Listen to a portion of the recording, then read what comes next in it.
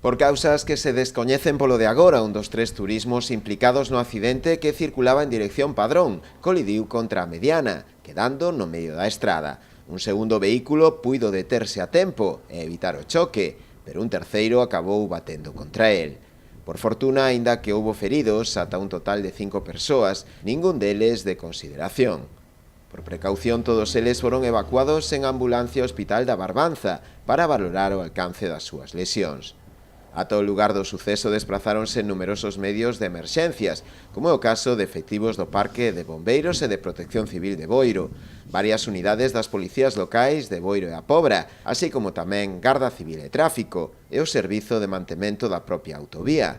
Todos eles encargáronse de atender os feridos e proceder posteriormente á retirada dos vehículos e á limpeza da vía.